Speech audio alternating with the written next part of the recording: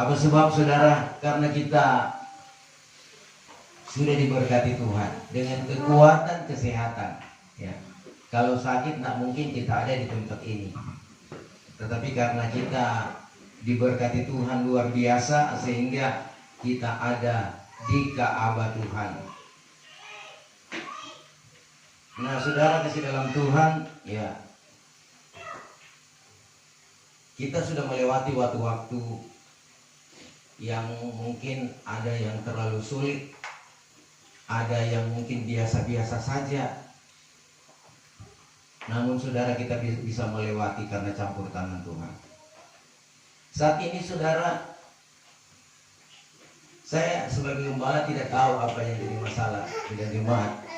Tetapi firman Allah itu tahu, Tuhan tahu apa yang saudara alami dan rasakan. Sebab itu kalau Tuhan berbicara pada pagi hari ini, Tuhan akan menyampaikan sesuatu untuk kita, untuk masing-masing. Sebab itu sesuai dengan porsi, sesuai dengan kebutuhan, terimalah maksud Tuhan. Ya, karena firman Allah adalah Tuhan sendiri, bukan gembala pemau, saudara. Tetapi saudara, ini adalah Tuhan sendiri yang akan saudara membentuk kita, merubah kita, sehingga kita boleh berkenan kepada Tuhan. Mari kita akan bangkit berdiri, kita akan menghormati firman Tuhan. Firman Tuhan di dalam Efesus, suratan Paulus kepada jemaat yang ada di Efesus. Efesus pasal yang kelima, ayat 15, 16 dan 17. Firman Tuhan berkata sebagai berikut. Sebab itu ingat baik-baik bagaimana kamu melakukan dirimu, bukannya seperti orang yang tiada berakal, melainkan seperti orang yang berakal, dengan tiada membuangkan waktu, karena masa ini masa jahat. Sebab itu janganlah kamu bodoh, melainkan hendaklah mengerti apa kehendak Tuhan. Terima kasih, silakan duduk. Memang ayat ini saudara ya sudah biasa kita dengar, bahkan sudah jadi ayat hafalan.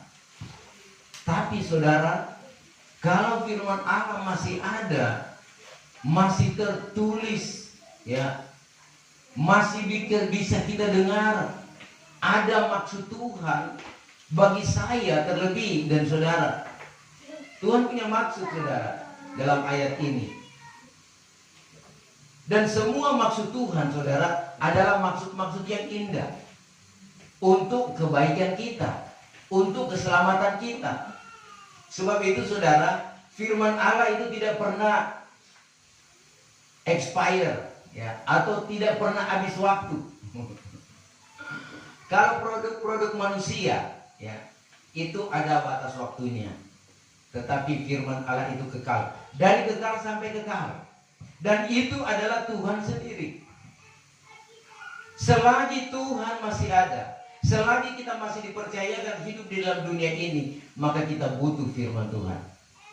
Karena betapa gelapnya kita kalau tanpa firman. Kita tidak dapat berbuat apa-apa tanpa firman. Tetapi sayangnya di akhir zaman ini, banyak gereja Tuhan, orang-orang beriman, orang-orang percaya mengabaikan firman Tuhan dengan segala kesibukannya.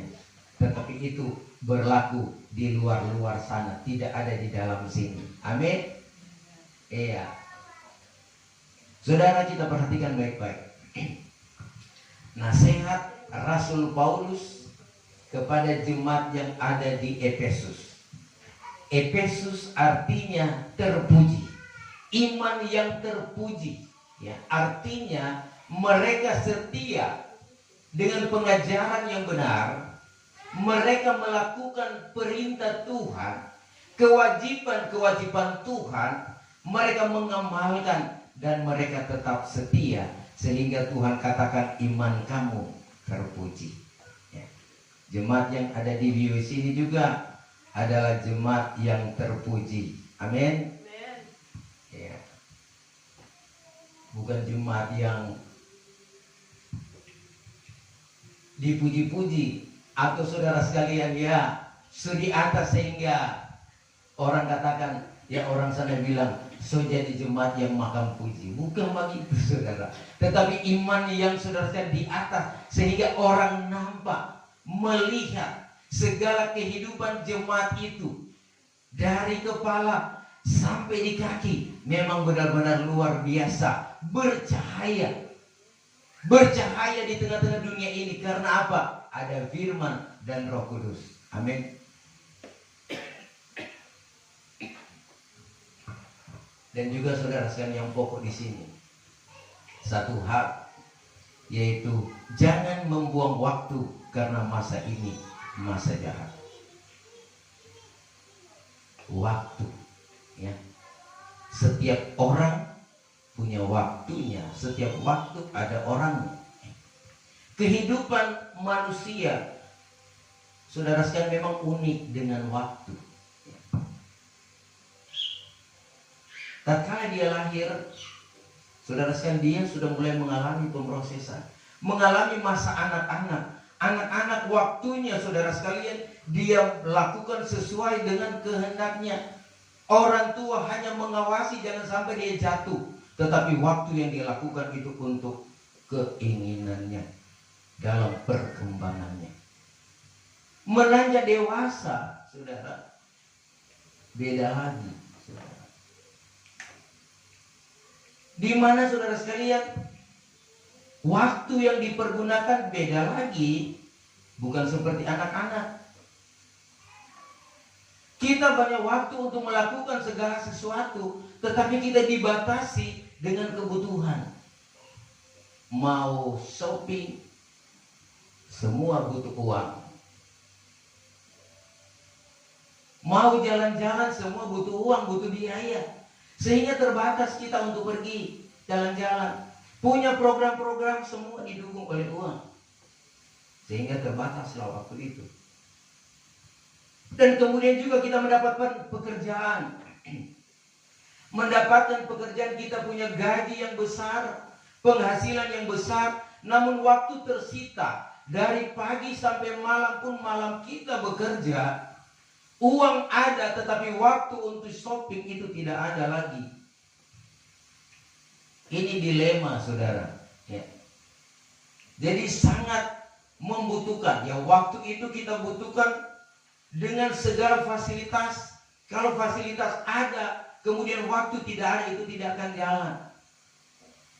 Nah, saudara kasih dalam Tuhan, kehidupan saya dan saudara tentunya kita ingin bebas.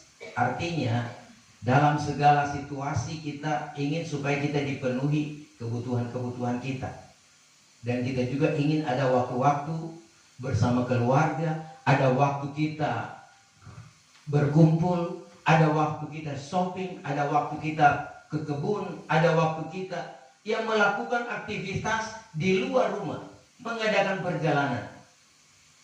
Namun saudara kasih dalam Tuhan, Tuhan juga yang akan melihat apa yang sudah kita lakukan. Jadi kalau masa kanak-kanak dia mengalami, saudara sekalian, apa yang saudara sekalian dikatakan pertumbuhan. Dia mulai mengenal siapa pemiliknya, siapa yang menuntun dia. Mungkin anak-anak masih melihat bahwa seorang ibu adalah figur yang berperan dalam hidupnya. Seorang bapak juga berpengaruh dalam hidupnya, memberikan kebutuhan.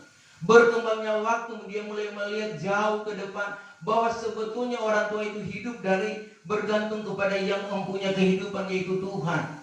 Tuhan Yesus yang menjaga, memelihara, bahkan yang menciptakan langit dan bumi. Dia akan melihat jauh, menerong jauh ke sana. Dan semakin dewasa kita akan melihat bahwa Tuhan itu ajaib dalam kehidupan kita. Saudara, kita pengkhotbah atau alkatib ya mengatakan bahwa segala sesuatu di dunia ini ada waktunya. Ada waktu lahir dan ada waktu mati. Ya. Semua itu sudah diatur oleh Tuhan. Ya. Dan tatkala kita lahir, saudara sekalian, bukan karena kita minta kepada Tuhan, tetapi Tuhan yang melayakkan kita untuk kita lahir. Kita melewati hidup dalam dunia ini yang penuh dengan tantangan, penuh dengan pergumulan masalah. sehingga banyak orang yang menyerah, atau saudara sekalian tidak mampu melewati kehidupan ini sebab dengan pergumulan yang terlalu berat. Tetapi kita bersyukur, saya dan saudara, kalau kita berada pada tahap ini, itu cuma karena kebaikan Tuhan. Tuhan yang menjaga, memelihara sempurna. Itu dibarengi dengan iman kita kepada Tuhan. Nah, saudara kasih Tuhan, apa yang kita kerjakan setiap hari, Tuhan melihat, Tuhan memperhatikan. Tidak ada yang tersembunyi di pemandangan Tuhan. Yang kita lakukan entah itu baik, setengah baik atau jahat, Tuhan lihat. Kita bisa bersembunyi di pemandangan manusia, tetapi di pemandangan Tuhan itu kita tidak bisa sembunyi. Dunia pun sekarang ini diperhadapkan dengan teknologi yang begitu canggih. Pasang CCTV. CCTV itu bisa memonitor segala sesuatu yang terjadi di ruangan, di luar, di jalan, di mana-mana tempat vital pakai CCTV. Bukan hanya saja gambar, tetapi ada suara di sana. Sebab itu pegawai-pegawai sekarang itu tidak sama dengan dulu-dulu. Ya, kalau dulu-dulu pegawai-pegawai kalau waktu renggang maka dia mulai buka komputer, laptop, dia mulai main game. Karena waktu renggang, kadang-kala ada pekerjaan dia lebih cenderung dengan game. Ya. Tapi kalau sekarang tiap-tiap ruangan itu sebagai CCTV, akan dilihat apa yang menjadi kegiatanmu sepanjang hari itu.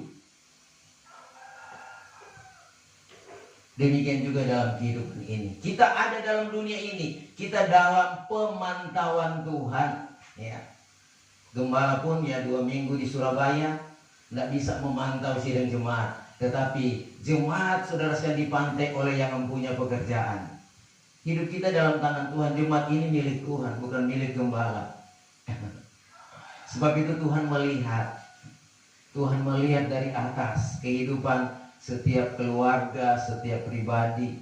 Dan Tuhan sudah menjaga dengan setia. Kami hanya sebagai kembali hanya mendoakan Tuhan, tolong sertai berkati keluarga, jemaat, anak-anak Tuhan. Dan saudara, dalam pergumulan kami di Surabaya, dalam Beston Tuhan katakan, hai hamba-hambaku dan anak-anakku, jangan kamu khawatir tentang kehidupanmu, kehidupan keluargamu. Aku menjaga mereka. Sidang Jumatku, aku menjaga dan memelihara mereka. Oh, haleluya. Mendengar suara itu, saudara, itu suara Tuhan. Saya, saudara sekalian, ya bagaimana tidak bisa mengungkapkan itu Tuhan baik, kebaikan Tuhan. Aku menjaga, jangan kamu takut, khawatir. Keluargamu aku jaga, aku pelihara. Dan engkau akan pulang, aku menyediakan segala yang engkau butuhkan. Oh, haleluya. Saudara, saya menunggu waktunya Tuhan, dan ternyata waktu Tuhan itu tepat. Segala sesuatu Tuhan adakan dan semua berjalan dengan segala baik. Saudara, ini yang saya amini, ya, bahwa Tuhan yang kita sembah itu bukan Tuhan yang mati. Dia hidup, dia berkuasa, dan dia ada di tengah-tengah kita. Dia ada di sini. Dia sedang memperhatikan hidup. Dia sedang berbicara, menyampaikan isi hatinya. Sebab itu dengar, rasakan, alami. Bukan hanya sedang menyampaikan, Roh Kudusnya membarui hidup kamu. Semuanya berjalan dengan segala baik. Memang saudara, pikir-pikir dalam pelayanan ini memang bukan gampang. Ya, apalagi sekarang kadang-kala ini kesehatan terganggu. Ya. Tetapi saya tetap bermohon kepada Tuhan, Tuhan, jangan sampai kesehatan ini mengganggu pelayanan saya. Saya pun sering sampaikan menjadi kesaksian. Kalaupun Tuhan akan mengambil saya, ambillah saya dalam pelayanan. Di Surabaya saya katakan dalam khotbah hari Minggu kepada jemaat, itu doa saya. Kalau Tuhan mau ambil, ambillah saya setelah khotbah. Saya ini milik Tuhan. Jangan ambil di luar sana. Dan saya sedang berbuat kejahatan. Itu menjadi kesaksian hamba Tuhan yang ditentang Esau. Itu menjadi contoh teladan bagaimana dia setia melayani. Kemudian dia mundur sekian tahun dan dia kembali, dan ternyata apa yang dia minta kepada Tuhan, Tuhan ingat, Tuhan tilik. Setelah habis khotbah, dia, saudara sekalian, kembali kepada Tuhan. Saudara, sehingga maksud saya tidak bikin susah keluarga, tidak bikin susah di sidang jemaat. Ya, jemaat dalam keadaan pas-pasan, kemudian juga ada musibah keluarga hamba Tuhan, semua bikin susah. Ya. Bukan begitu, saudara. Nah, saudara, kasih tahu waktu-waktu yang ada, kita punya waktu. Saudara, kehidupan kita manusia, Alkitab katakan cuma 70 tahun. Mazmur 90 ayat 10. Kekuatan kita, waktu kita 70 tahun. Kalau kita kuat 80 tahun. Lebih dari itu penderitaan. Namun kita melihat ada juga, saudara, orang yang masih hidup 90 tahun, 100 tahun, dan ternyata masih baik-baik saja. Nah, saudara sekalian, bagaimana Tuhan menjaga dan memelihara. Karena waktu ini, saudara sekalian, yang akan menentukan kehidupan kita, maka kita pergunakan waktu-waktu dengan berbuat baik. Artinya cari tahu apa maunya Tuhan. Tuhan katakan jangan bodoh. Ya. Artinya, saudara sekalian, kita tidak peduli dengan firman Tuhan, dengan keselamatan. Tapi mari kita pedulilah dengan keselamatan ini. Karena, saudara sekalian, jangan kita berpikir kita mau hidup lagi 1000 tahun lagi, atau 100 tahun lagi, 20 tahun lagi. Masalah mati dan hidup dalam tangan Tuhan. Bukan nanti so tua, bukan dalam keadaan sakit-sakit baru mati atau dipanggil Tuhan. Saudara, Tuhan punya waktu dalam segala kehidupan kita. Sebab itu Rasul Paulus katakan kepada jemaat yang ada di Ibrani 9 ayat yang ke-27. Coba minta tolong satu orang bisa baca.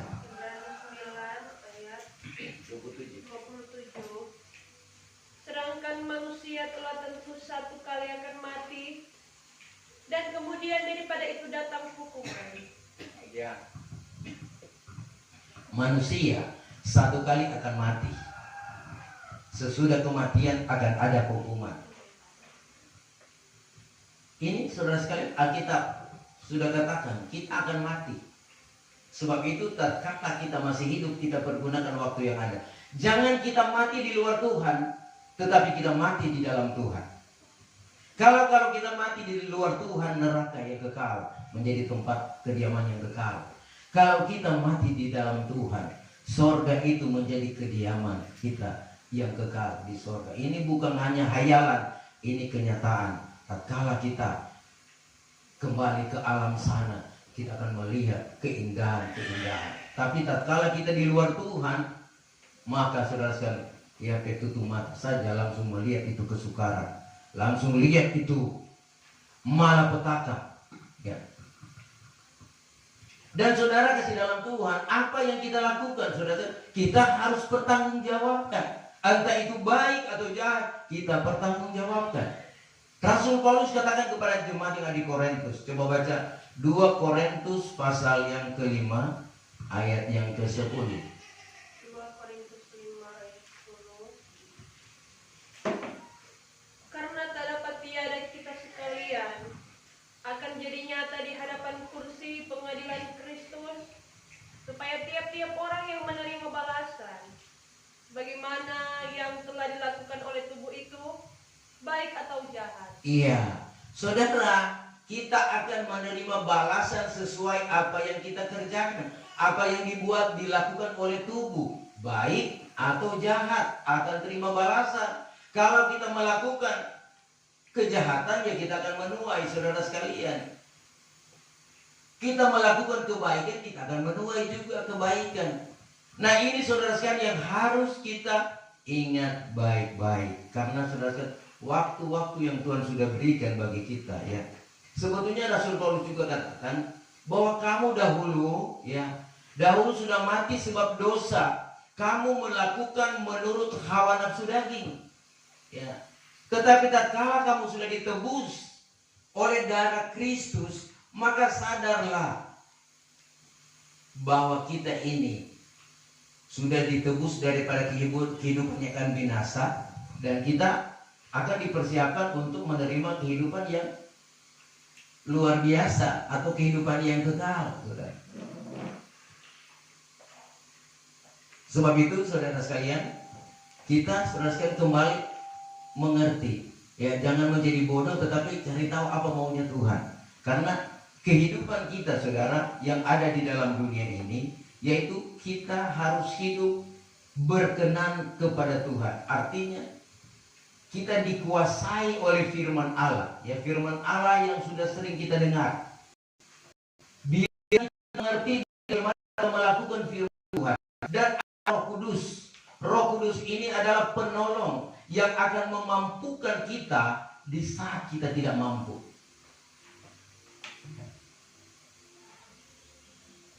Kita terbatas, saudara sekalian. Sebab itu, tatkala kita menghadapi kuasa-kuasa kegelapan atau kuasa iblis, maka saudara sekalian, kita manusia biasa tidak mampu. Tetapi Tuhan akan memampukan kita. Sebab itu saudara sekalian, janganlah kehidupan kita yang ada ini dikuasai oleh kuasa iblis. Karena di iblis itu, dia akan mempengaruhi hati kita, pikiran kita, supaya kita melakukan kehendaknya. Apa kehendak itu? Kehendak iblis. Iblis itu saudara dikatakan oleh firman Tuhan, dia bapa pembohong. Dari mulanya itu pembohong. Dia akan mengabarkan tentang kabar bohong, berita-berita bohong, sehingga banyak orang yang akan saudara tertipu, ya, dengan kebohongannya. Sebab itu Paulus mengingatkan, menasihatkan jemaat Efesus. Ya, coba minta tolong baca dalam Efesus 4 ayat 25 dan seterusnya. 4 ayat 25. Sebab itu hendaklah kamu berhenti daripada berbuat dusta. Jadi hendak kamu berhenti daripada berdusta. Dan masing-masing berkata benar. Masing-masing berkata benar. Dengan sesama manusia. Ya, dengan sesama manusia. Jadi jangan berdusta, tapi berkata benar. Terus? Karena kita menjadi anggota di antara sama sendiri. Iya. Terus? Biarlah kamu marah, tetapi jangan berbuat dosa. Biarlah kamu marah, tapi jangan berbuat dosa. Bukannya orang sudah bisa marah, saudara. Tuhan Yesus pun marah kepada murid-muridnya. Tatkala dia masuk di Ka'bah, orang berjual beli, bertukar-tukar di sana. Tuhan marah, tetapi Tuhan katakan jangan berbuat dosa. Terus? Jangan kamu simpan kemarahanmu sehingga matahari masuk. Oh, haleluya. Jangan simpan itu kemarahan sampai matahari terbenam. Itu saudara sekalian, banyak yang salah menafsirkan ini, ya.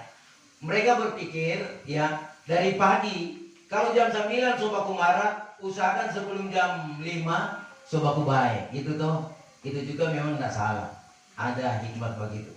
Namun saudara sekalian, secara luas firman Tuhan katakan, artinya sebelum matahari masuk, sebelum orang masuk di dalam tanah atau kita kembali ke alam sana, orang harus memaafkan. Terus? Jangan kamu beri tempat kepada iblis. Jangan beri tempat kepada iblis. Terus? Biarlah orang yang sudah mencuri itu jangan mencuri lagi. Ya, orang yang sudah mencuri jangan mencuri lagi. Di sini ada yang mencuri? Tidak ada, saudara. Ya. Tapi kadang-kala ini kalau kita masuk pada pengertian rohani, itu saudara, kadang-kala kita sudah mencuri milik Tuhan. Terus? Melainkan terlebih baik ia berlelah dengan tangannya. Iya. Mengerjakan barang yang halal. Iya. Terus? Supaya boleh ia membagi apa-apa kepada orang yang berkekurangan. Iya, jadi mau bagi-bagi kepada orang yang berkekurangan. Jadi kalau jemaat lain diberkati, melihat lain ada kekurangan, bagi-bagilah.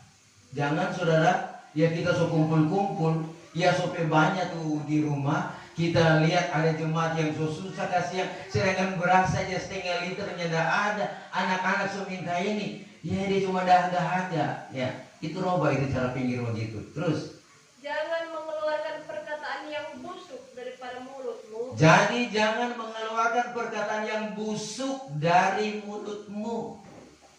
Terus, Melainkan barang apa yang baik akan meneguhkan iman sebagaimana yang perlu.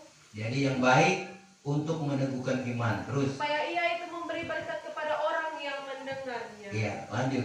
Dan jangan kau mendukakan roh Allah yang kudus. Jangan mendukakan roh Allah yang kudus. Saudara, ini awas-awas. Kalau manusia kita bisa dukakan, tapi roh kudus jangan. Ya.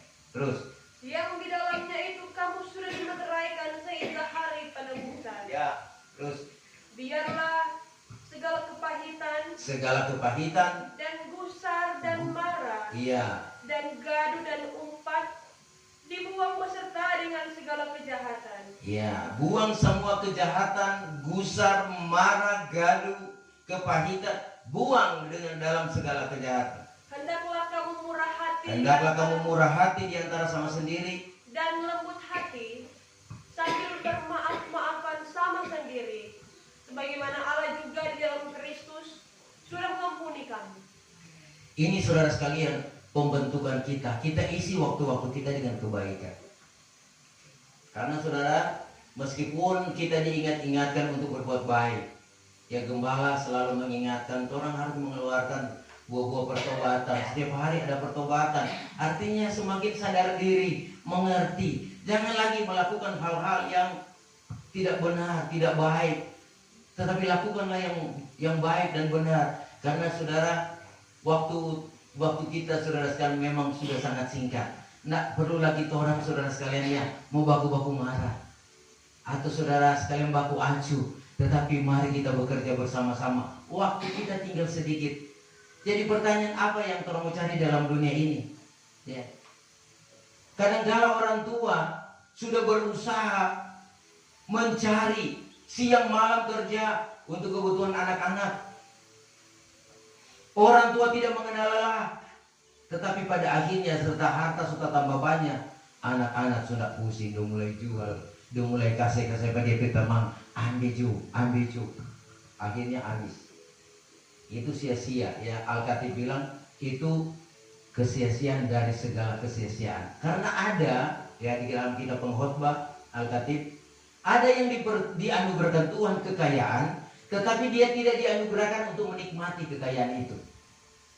Jadi kan percuma kita berusaha siang malam kerja untuk mengumpulkan harta, tapi untuk apa? Cuma melihat harta, tapi pada akhirnya kita tidak menikmati. Dan ada juga dikatakan dalam kitab pengkhotbah itu, ya, hartanya membuat dia binasa. Dia binasa karena dengan hartanya. Jadi bagaimana pengkhotbah itu mengatakan bahwa kesia-siaan? Karena semua sia-sia maka kita kembali kepada Tuhan.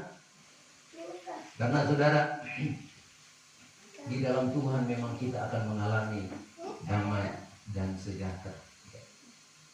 Saudara, memang juga di hari-hari ini ya kita memang diperhadapkan dengan pergumulan, banyak masalah, banyak pergumulan, banyak persoalan yang kita hadapi. Namun saudara sekalian, dengan firman yang ada dengan Roh Kudus, kita akan mampu untuk menangkal semua itu. Ya. Kita lagi membaca firman Tuhan di dalam kitab Efesus 5 ayat yang ke-6, ayat 7. Ayat 6 dan 7. Biarlah jangan orang memperdayakan kamu dengan perkataan yang sia-sia, karena itulah sebabnya datang murka Allah atas anak-anak durhaka. 7. Sebab itu janganlah kamu sepakat dengan mereka itu. Iya, biarlah jangan orang memperdayakan kamu dengan perkataan yang sia-sia. Kadang-kala saudara, perkataan yang sia-sia itu kadang-kala hati kita merasa stres. Fitnah, kadang-kala kita dituduh. Kadang-kala saudara kesedang Tuhan, kata-kata yang disampaikan itu menusuk sehingga kita kadang-kala saudara sekalian hilang nafsu makan, nafsu tidur pun hilang. Jadi saudara sekalian, hal ini sangat berbahaya. Dan ternyata Rasul Paulus sudah sampaikan, ya, kata-kata apa itu? Kata-kata fitnah, ujaran-ujaran kebencian. Dan ini Tuhan tidak suka. Nah apalagi saudara sekalian, zaman sekarang teknologi yang modern. teristimewa orang yang suka-suka medsos, ya. Kadang-kala ada di kata-kata di sana. Kadang-kala saudara sekalian, kata-kata itu ditujukan bagi orang lain, tapi saudara sekalian dia yang kena. Ya. Ini hati-hati.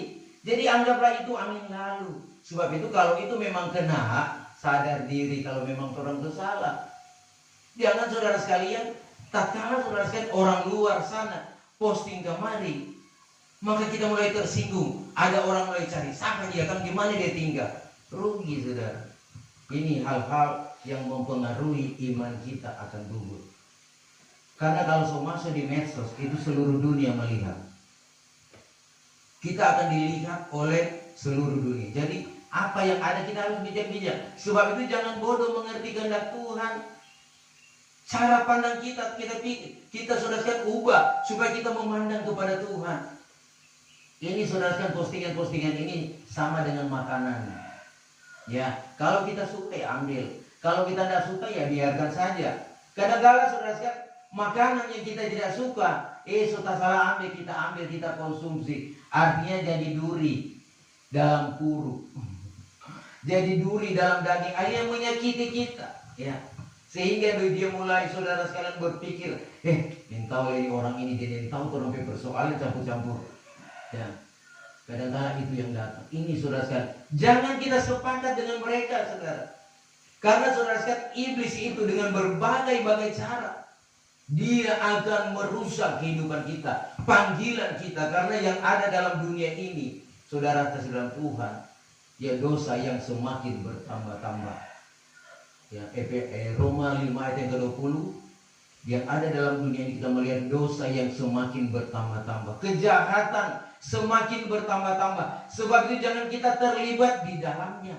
Jangan kita menjadi pembuat kejahatan sehingga kita dibenci oleh Tuhan, kita dimurkai oleh Tuhan. Saudara, kita memang kabar pengantin, kita memang dibentuk bagaimana tulus ikhlas kepada Tuhan, bagaimana kita mengasihi Tuhan, bagaimana kita hidup sesuai dengan firman Tuhan. Karena jangan saudara sekalian kita menganggap bahwa kita ini kan sok kabar pengantin. Kita apalagi kita sudah mengerti firman Tuhan, so tahu khotbah, ada karunia nubuatan, karunia mujizat, sehingga kita berpikir sorga itu sudah jadi milik saya. Sebab saya tahu firman, kabar pengantin ada pada saya, dan saya punya karunia. Coba baca Matius pasal 7 ayat 21 mulai. Matius 7 ayat 21.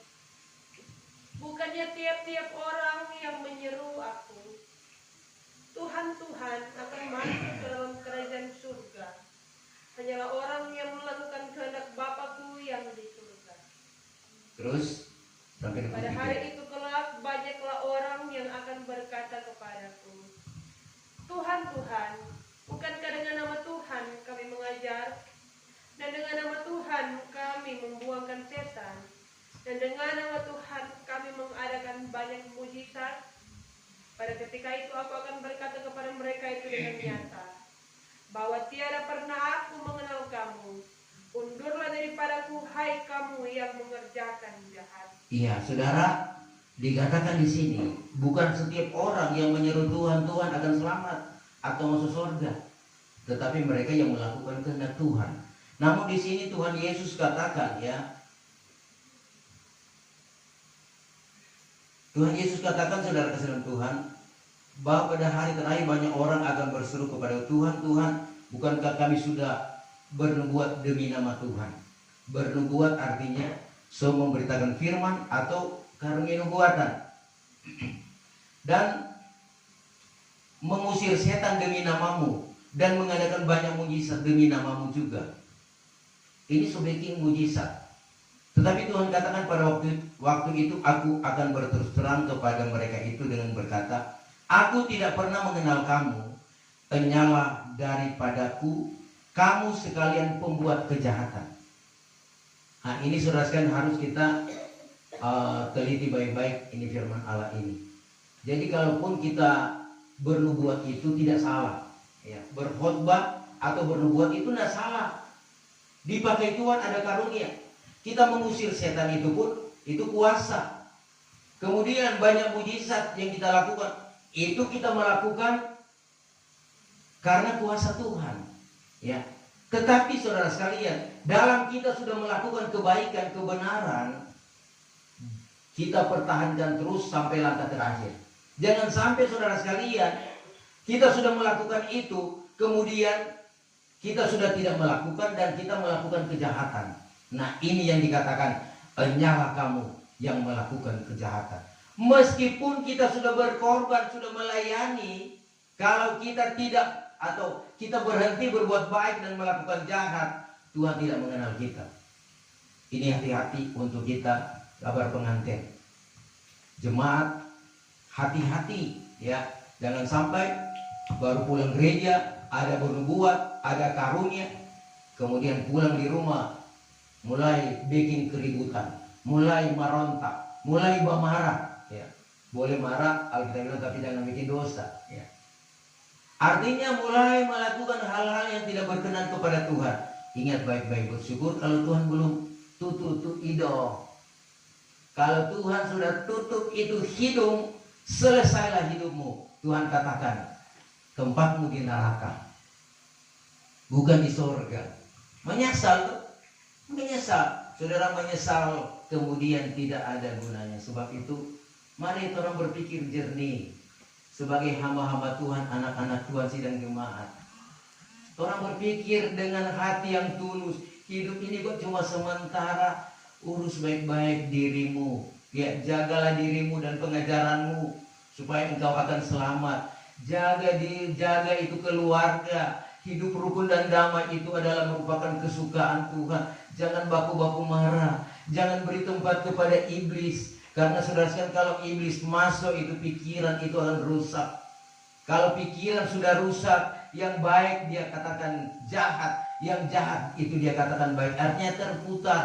Sehingga saudara sekalian, saudara mulai melakukan hal-hal yang saudara sekalian sebetulnya tidak harus dia lakukan.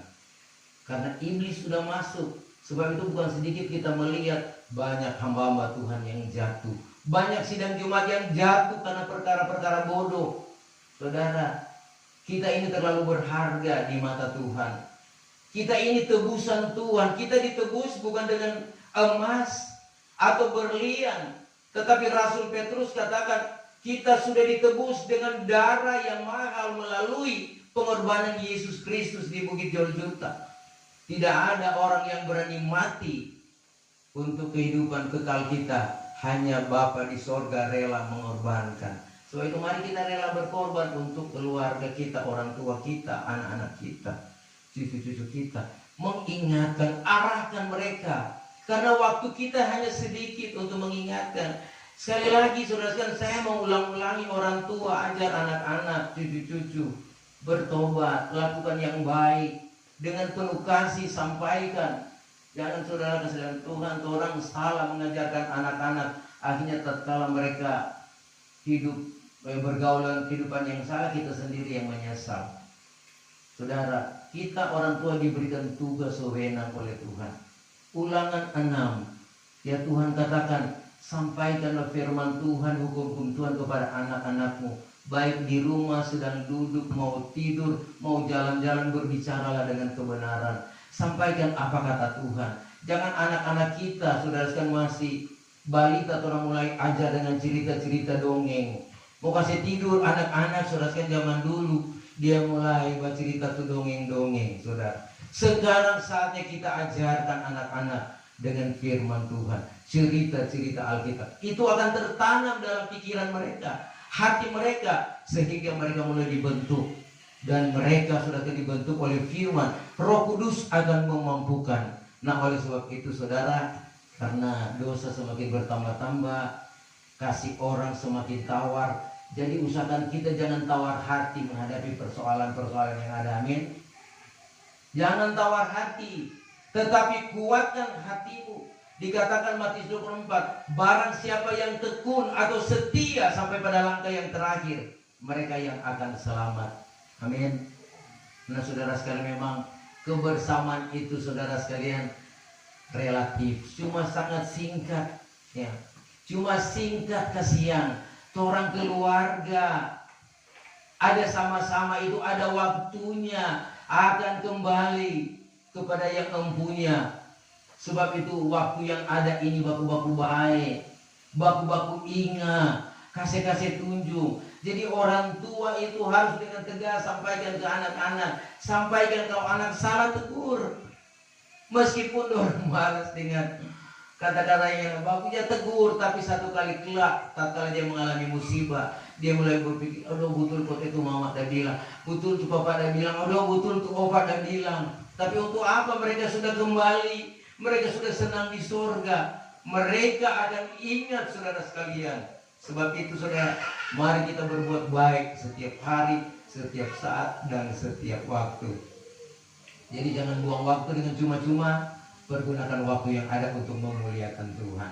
Kita tunduk kepala dan kita berdoa untuk firman Tuhan. Karena ada perjamuan kudus saat ini.